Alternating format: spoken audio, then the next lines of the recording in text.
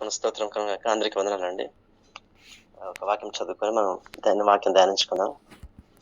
యెషయా గ్రంథము 55వ అధ్యాయము 8, 9 వచనాలు. యెషయా 55వ అధ్యాయము 8, 9 వచనాలు. నా తలంపులు మీ తలంపులు వంటివి కావు, మీ త్రోవలు నా త్రోవలు వంటివి కావు. ఇదే యెహోవా వాక్కు.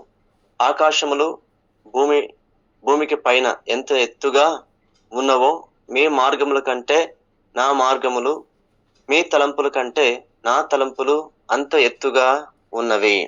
చిన్న ప్రార్థన అండి.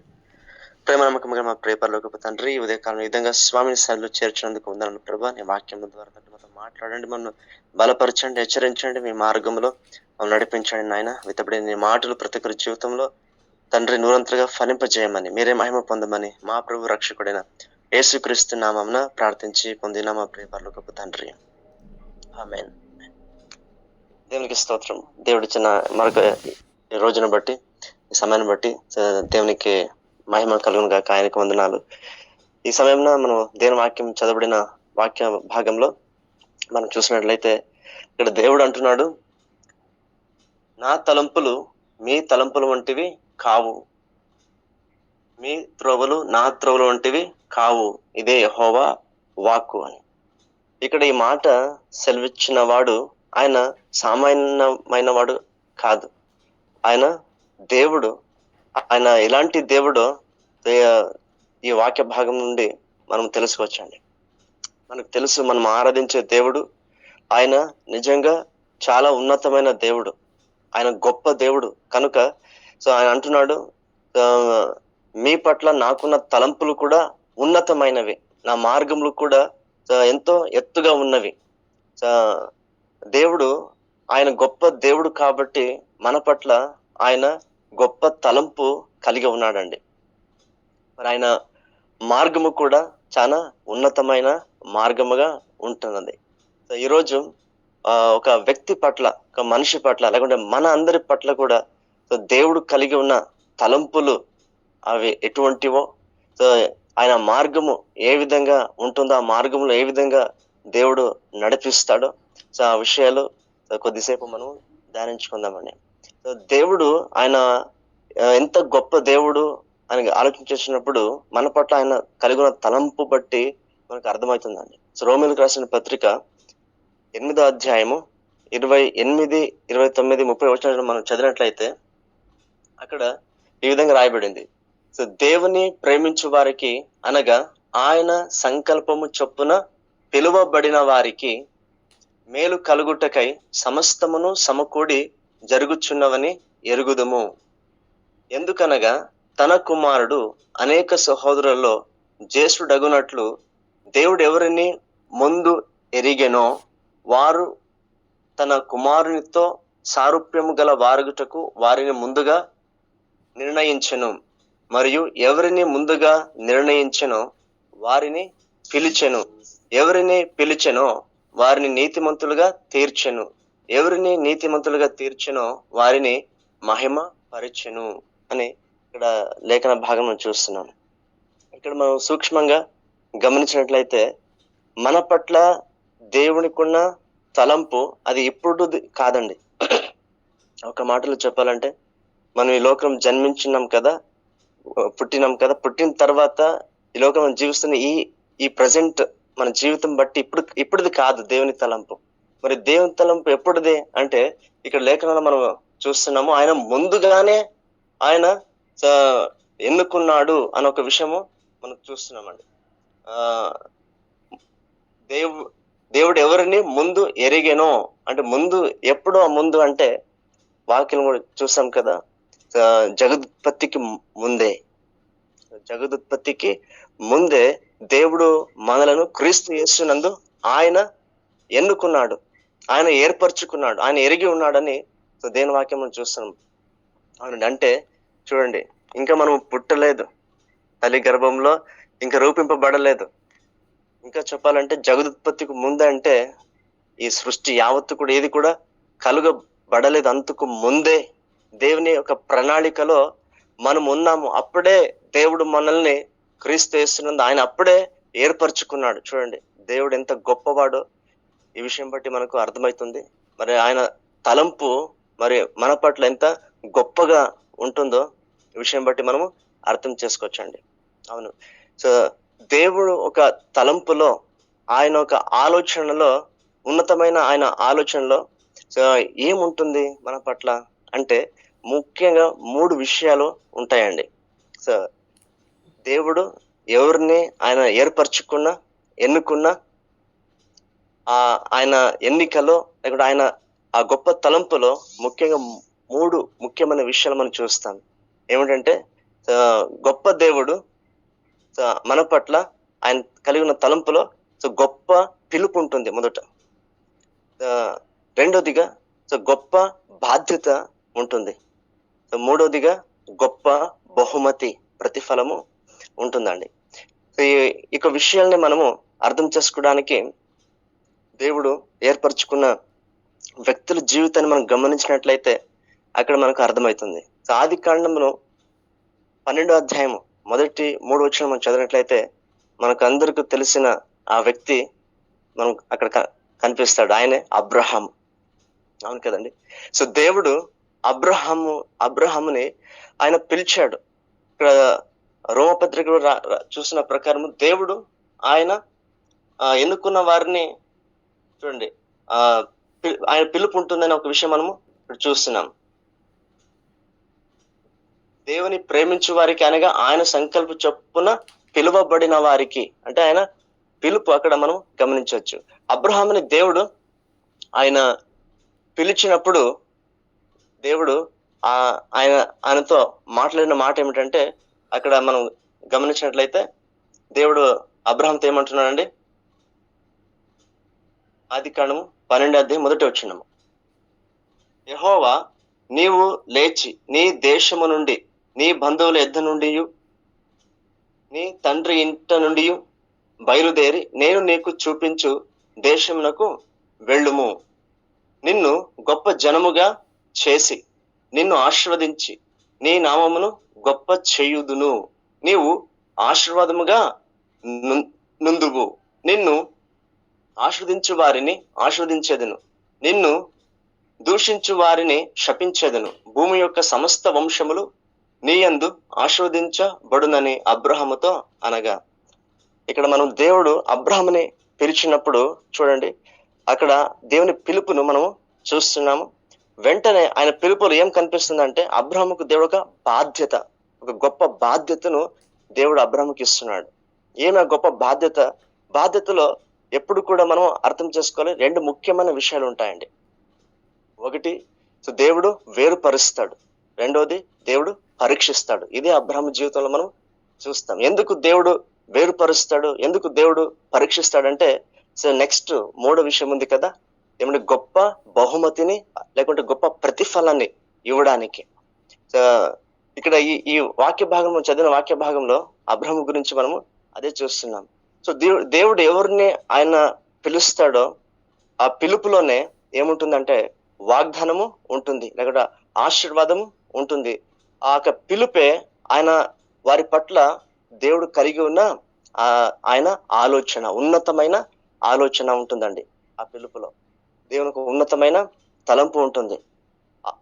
ఇక్కడ అబ్రహాముని ఒక ఉదాహరణగా మనం తీసుకున్నప్పుడు మనకు ఆ యొక్క పిలుపులో ఏం కనిపిస్తుంది అంటే అబ్రహాం పట్ల ఉన్న దేవునికి ఉన్న తలంపు, ఆ ఉన్నతమైన ఆలోచన ఏమిటంటే ఆయన్ని గొప్ప జనాంగంగా చేయాలి అని, ఆయన్ని గొప్పగా దీవించాలి అని, ఆయన ద్వారా భూమిలో ఉన్న ప్రతి ఒక్క జనము కూడా దీవించబడాలి అని అనేది దేవునికి ఉన్న అబ్రహాం పట్ల దేవునికి ఉన్న గొప్ప తలంపు, గొప్ప ఆలోచన ఇక్కడ చూస్తున్నాం. చూడండి దేవుడు ఆయన ఎవరిని పిలిచినప్పటికీ కూడా ఇదే విషయం మనకి కనిపిస్తుందండి. ఈ యొక్క ప్యాటర్న్ మనం అన్ని చోట్ల కూడా గమనించవచ్చు. ఈ పద్ధతి లేకుండా నియమము, ఈ యొక్క క్రమము మనం అన్ని చోట్ల గమనిస్తాం. యోసేఫ్ మనం ఒకసారి ఆలోచన చేసినట్లయితే యోసేఫ్ లేకపోతే దావీదు, యేసుస్వామి ఏర్పరచుకున్న శిష్యులు, ఈ విధంగా ఆలోచన చేసినట్లయితే చూడండి దేవుడు వారిని ఏర్పరచుని వారిని పిలిచినప్పుడు దేవుడు వెంటనే ఆ పిలుపులో వారికి ఒక బాధ్యతను దేవుడు ఇచ్చినట్లుగా మనం చూస్తాం. తర్వాత దేవుడు వారిని పరీక్షించి తర్వాత ఆ పరీక్షలో వారు నిలబడినప్పుడు ముందర దేవుడు గొప్ప ప్రతిఫలాన్ని వారికి ఇచ్చినట్లుగా మనం చూస్తామండి. యోసేపుకు దేవుడు కళ ద్వారా ఆయన యోసేపుని ఎన్నుకున్నాడు, ఆయన పిలిచాడు, ఆయన పిలుపు కళలో దేవుడు ప్రకటించాడు. తర్వాత యోసేపు ఆయన జీవితంలో ఒక గొప్ప బాధ్యతను ఆయన తీసుకున్నాడు. తర్వాత గొప్ప పదవికి ఆయన చేరుకున్నాడు. దావీదు కూడా అంతే.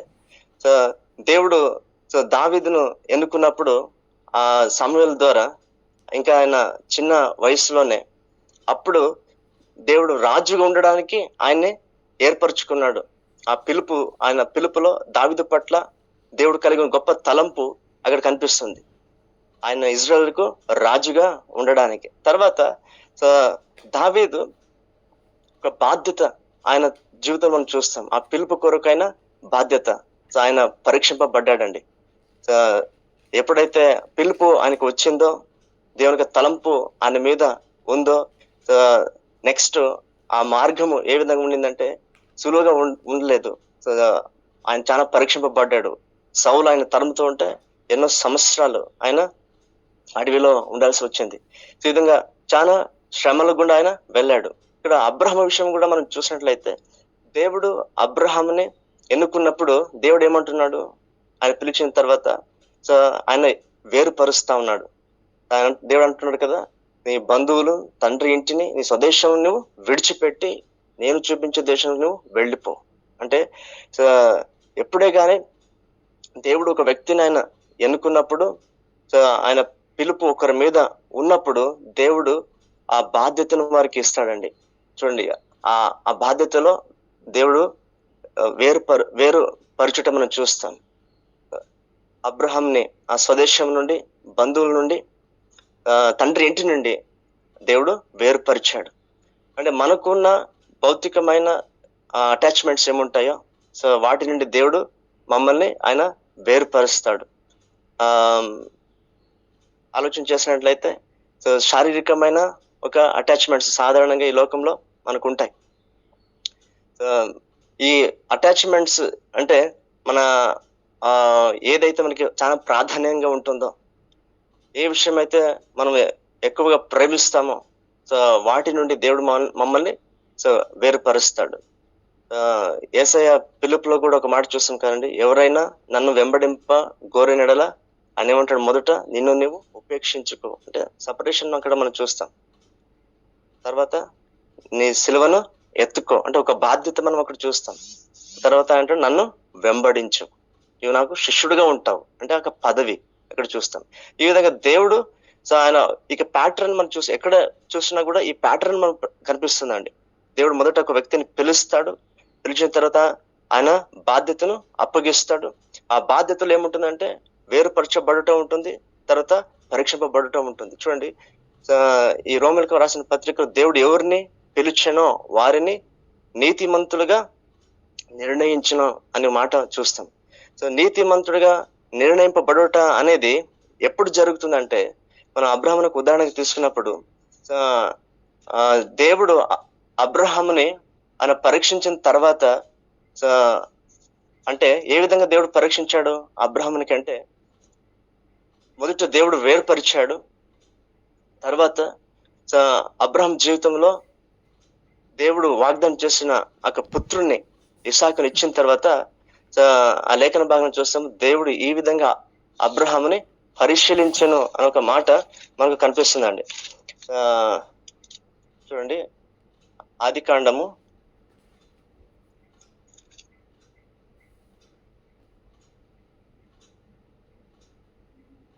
22వ అధ్యాయము 1వ వచనం. ఎవరైనా చదువుతారా? ఆదికాండము 22వ అధ్యాయము 1వ వచనం.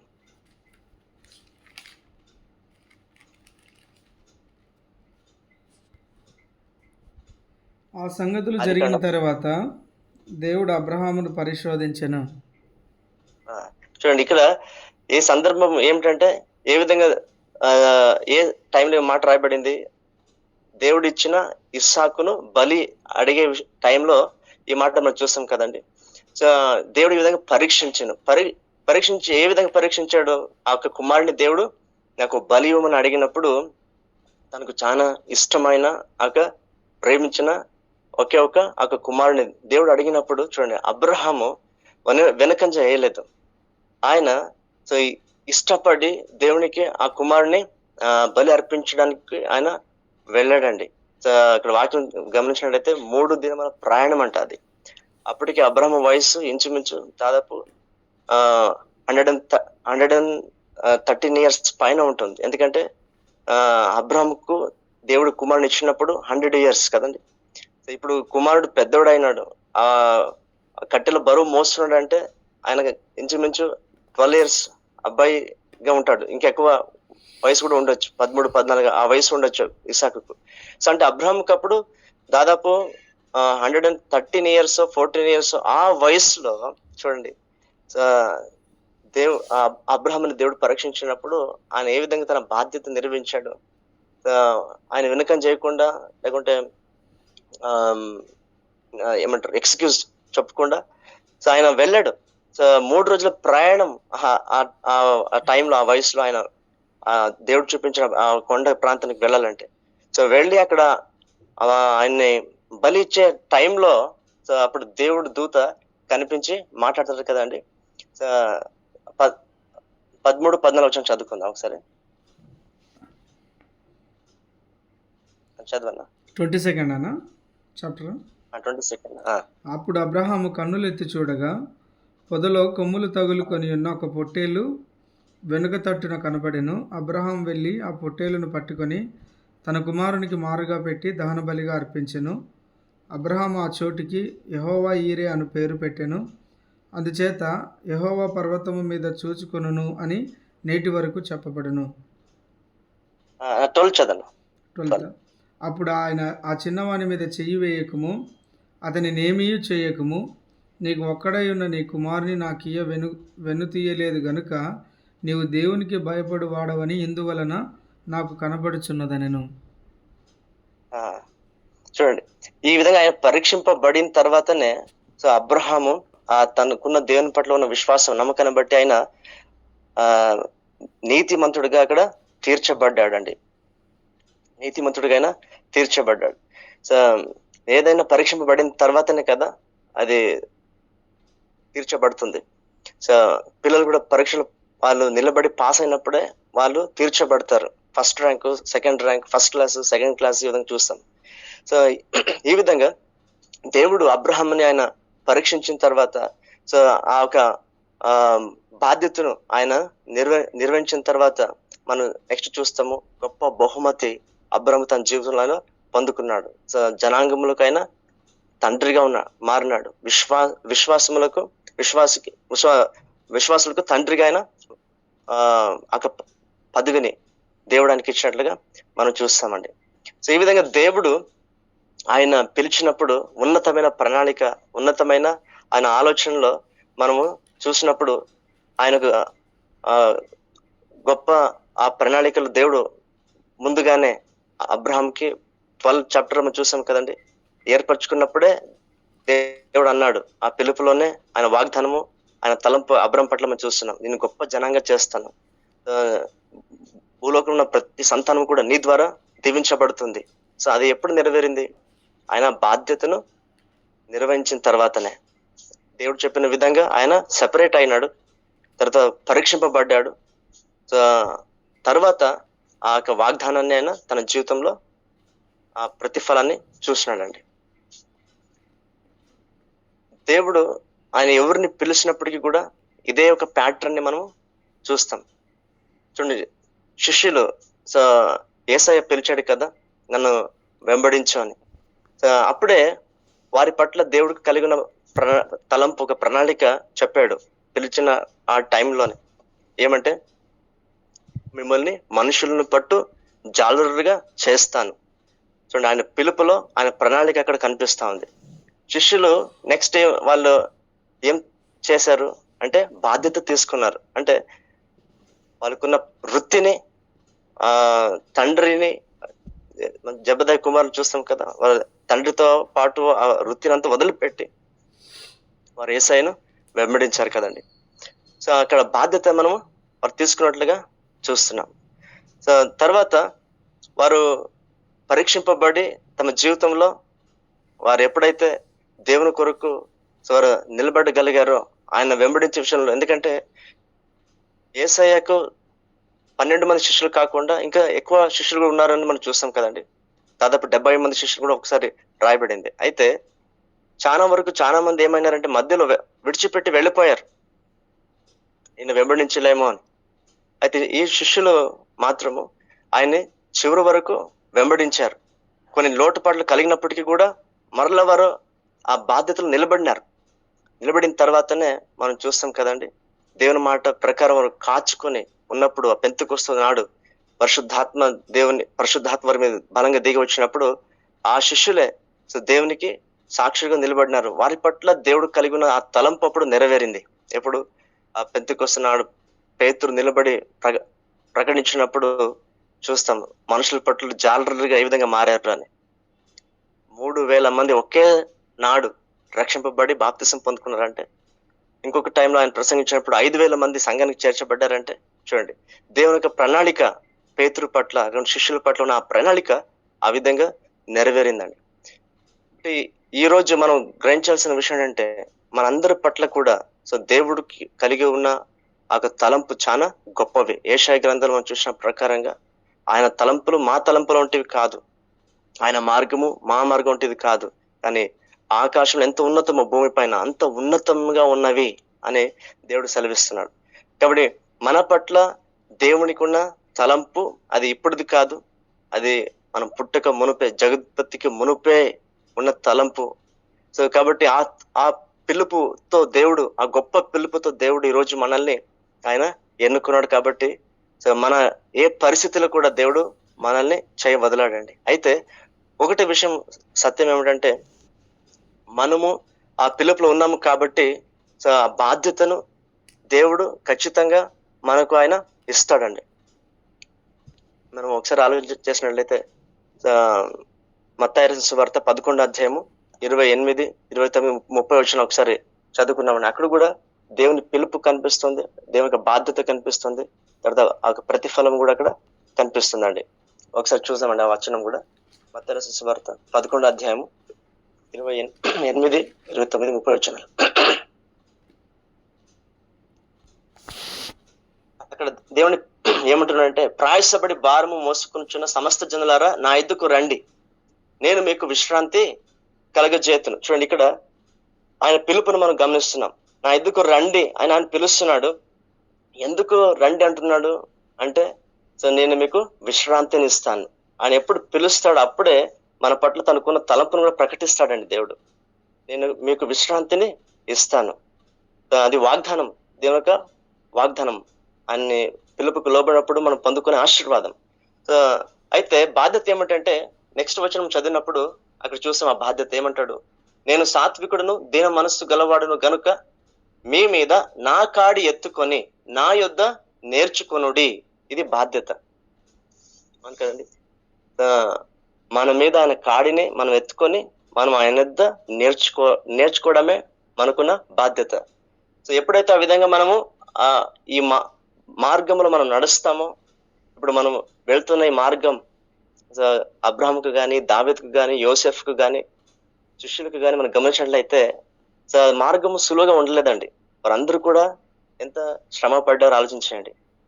స్వదేశము, సొంత బంధు, సొంత ఇంటి వారిని వదిలిపెట్టి వెళ్ళడం అంటే అంత సులువుగా ఉంటుందా? యోసెఫ్ తన తండ్రి ఇంటి నుంచి దూరమైనప్పుడు, అన్నదమ్ముల నుంచి ద్వేషింపబడి ఆయన అమ్మబడినప్పుడు ఆ మార్గం చూడండి, యోసెఫ్ వెళ్ళిన మార్గం ఏ విధంగా ఉండింది, అంత సులువుగా లేదు. దావీదు కూడా ఆ పదవి చేరుకోవాలంటే ఆయన వెళ్ళిన మార్గం అంత సులువుగా లేదు. చాలా ఇబ్బందులు, శ్రమలు గుండా వారు వెళ్ళారు. ఎందుకంటే ఆ విధంగా దేవుడు వారిని ఆ నెక్స్ట్ వారికి ఇచ్చే పదవి కొరకు, ఆ బహుమతి కొరకు వారిని సిద్ధపరిచాడు. పొందడానికి వారు అర్హులుగా దేవుడు తీర్చాడు. కాబట్టి ఆ విధంగా దేవుడు పరీక్షిస్తాడు, మనందరిని దేవుడు పరీక్షిస్తాడు. అయితే ఆ మార్గము మనకి చాలా కష్టంగా ఉంటుంది, సులువుగా ఉండదు. కొన్నిసార్లు we want to give up, వదిలేలా అనే ఒక ఆలోచన, ఏమో ఇది ఏమి ఈ కష్టమో అనే ఒక ప్రశ్న మన మీద ఉంటుంది. అయితే ఒక్క విషయం ఏంటంటే ఆ, మన ఆరాధించే దేవుడు, మనం సేవించే దేవుడు ఆయన పిలిచాడంటే ఆయన తప్పకుండా గురిని చేరుస్తాడు. ఆయన మన చేయి వదలడు అని ఆయన మీద ఉన్న భరోసా ఏముంది కదండి, ఆ విశ్వాసం ఏముంది కదా, అది మమ్మల్ని నిలబెడుతుండే ఆ పరీక్షలో. చూడండి, దేవుడు ఇజ్రాయెల్ ప్రజల్ని ఆయన ఐగుప్తు నుంచి విడిపించిన తర్వాత అక్కడ గమనించినట్లయితే దేవుడు వాగ్దానం చేసిన ఆ కానాన్ దేశానికి మరి చేర్చే మార్గం సులువుగా ఉండలేదు కదా. వాగ్దానం ఏమో అందరికి ఉంది, అయితే చేరింది మాత్రం ఇద్దరే. ఎందుకు డిఫరెన్స్ ఏమంటే ఆ ఇద్దరు దేవుని వాగ్దానాన్ని, దేవుని మాటను పట్టుకున్నారు గట్టిగా. మిగతా వారు పరిస్థితులను చూసి వారు పడిపోయారు, ఆ వాగ్దానం పొందలేకపోయారు. ఇదే అండి విషయం. సో కాబట్టి మన జీవితంలో కూడా దేవుడు మనం ఎన్నుకున్నప్పుడు, పిలిచినప్పుడు మన పట్ల ఆయనకున్న ప్రణాళికను ఆయన ప్రకటిస్తాడు. తర్వాత మనకి దేవుడు అప్పగిస్తాడు. ఆ బాధ్యతలో వేరుపరచబడటం ఉంటుంది, పరీక్షింపబడటం ఉంటుంది. ఎప్పుడైతే ఆయన వాగ్దానం పట్టుకొని ఆయన వైపే మనం చూస్తూ ఆ శ్రమలలో ఆ మార్గం నిలబడగలిగితే ఖచ్చితంగా యేసయ్య మాట మన జీవితంలో నెరవేరుతుందండి. ఇక్కడ మత్తయి సువార్తలో అదే మనం చూస్తున్నాము. ఏమంటాడు ఆయన, నా కాడి ఎత్తుకొని నా యుద్ధ నేర్చుకునుడి, అప్పుడు మీ ప్రాణములకు విశ్రాంతి దొరుకును. అంటే ఆయన చేసిన వాగ్దానము అప్పుడు మన జీవితంలో మనం చూస్తాం, ఆశీర్వాదము మన జీవితంలో పొందుకుంటాం. ఆ ప్రతిఫలం మనం పొందుకుంటాం. ఆ పదవిలో మనం నిలుస్తాం. సో దేవునికి స్తోత్రం. అందుకొరకు దేవుడు ఆయన ఏమంటున్నాడంటే, నువ్వు సపరేట్ గా అవ్వు ఫస్ట్. చివరికి ఒక వాక్యం చదువుకొని ముగించుకుందాం.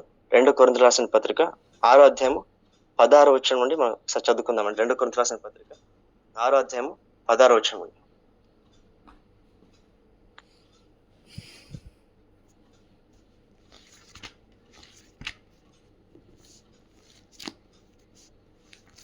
కొరింథీయులకు 6వ అధ్యాయము 16వ వచనం నుండి దయచేసి చదవండి ఎవరైనా. దేవుని ఆలయమునకు విగ్రహములతో ఏమి పొందిక, మనము జీవము గల దేవుని ఆలయమై ఉన్నాము. అందుకు దేవుడు ఇలాగ సెలవిచ్చుచున్నాడు, నేను వారిలో నివసించి సంతరింతును, నేను వారి దేవుడనై ఉందును, వారు నాకు ప్రజలై ఉందురు. కావున మీరు వారి మధ్య నుండి బయలువెడలి ప్రత్యేకముగా ఉండుడి, అపవిత్రమైన దానిని ముట్టకుడి, ప్రభు చెప్పుచున్నాడు. మరియు నేను మిమ్ముని చేర్చుకొందును, మీకు తండ్రినై ఉందును, మీరు నాకు కుమార్తెలనై ఉందురని సర్వశక్తి గల దేవుడు చెప్పుచున్నాడు. చూడండి, ఇక్కడ ఈ వాక్యం గమనించినట్లయితే దేవుడు ఏమంటున్నాడు, నేను మిమ్మల్ని ఏర్పరచుకున్నాను నా ఆలయంగా, జీవము గల దేవుని ఆలయంగా మీరు ఉండడానికి. అందుకే సో దేవుడు అంటున్నాడు కదా, మీరు వారి నుండి, అంటే ఈ లోకము స్నేహము నుండి, లోక పద్ధతుల నుండి, అటాచ్మెంట్స్ ఏమున్నాయో వాటి నుండి మీరు వేరుగా ఉండండి, సపరేట్ గా ఉండండి అంటున్నాడు దేవుడు. ఎందుకంటే మనల్ని ఆయన పిలిచినప్పుడైనా అంటున్నాడు, నేను మీకు దేవుడిగా ఉంటాను, మీరు నాకు ప్రజలుగా ఉంటారు. ఆ విధంగా సపరేట్ అయినప్పుడు ముందర దేవుడు ఏమంటాడు, మీరు నాకు కుమార్తెలుగా ఉంటారు అంటే ఒక పదవిని దేవుడు ఇస్తాడు. ఎప్పుడు ఆయన పిలుపుకు మనం లోబడి మనల్ని సపరేట్ చేసుకుంటాము, నిలబడతాము దేవుని కొరకు. సో అప్పుడు ఆ పదవిని దేవుడు మనకి ఇస్తాడండి. అందుకే నెక్స్ట్ 7వ అధ్యాయం, ఇదే కొరింథీయులకు పత్రికలో 7వ అధ్యాయం 1వ వచనంలో ఏమన్నాడు చూడండి, ఒకసారి చదవండి. అంటే ఒక విషయం కూడా, ప్రియులారా, మనకు ఈ వాగ్దానములు ఉన్నవి కనుక దేవుని భయముతో పరిశుద్ధతోను సంపూర్తి చేసుకొనుచు శరీరమునకును ఆత్మనకును కలిగిన సమస్త కల్ముషము నుండి మనలను పవిత్రులుగా చేసుకొందుము. దేవునికి స్తోత్రం. కాబట్టి మన జీవితంలో ఒకటి మనం ఆలోచించాలి, ఏమంటే మనందరి పట్ల కూడా దేవుడి యొక్క ఏర్పాటు ఉంది, ఆయన పిలుపు ఉంది. ఆయన పిలుపులో దేవుడు మన పట్ల ఆయన కలిగిన ప్రణాళికను ఆయన ప్రకటించాడు. తర్వాత దేవుడు మనకు ఒక గొప్ప బాధ్యతను ఆయన ఇచ్చాడు. సో ఆ బాధ్యతలు మనం ఎంతవరకు నిలబడగలుగుతున్నాం, మనల్ని సెపరేట్ చేసుకోగలుగుతున్నాం. ఈ లోకపు బాంధవ్యాల నుంచి, విషయాల నుంచి, లోకపు ఆశల నుంచి మనం సెపరేట్ గా జీవిస్తున్నాం అని మనం పరీక్షించుకుంటూ మనం అయితే మన పట్ల దేవుడికి కలిగిన ఆ తలంపు, ఆ ఆలోచన నెరవేరుతుంది. ఆ పదవిని, ఆ గొప్ప బహుమతిని మనం పొందుకుంటామండి. సో దేవునికి స్తోత్రం. సో దేవుడి వాక్యం ద్వారా మనల్ని దీవించును గాక. దేవుడు మనల్ని ఎన్నుకున్నప్పుడు సో మన పట్ల ఆయనకున్న మన గొప్ప దేవుడు ఆ గొప్ప పిలుపుతో పిలిచాడు, గొప్ప బాధ్యతను మనకి ఇచ్చాడు, గొప్ప బహుమతి కొరకు. ఈ విషయం గమనించి మన ఆత్మీయ ఆనందం జీవితంలో దేని కొరకు జీవించినట్లు దేవుడు తన కృపను మనకు అందరికీ అనుగ్రహించును గాక.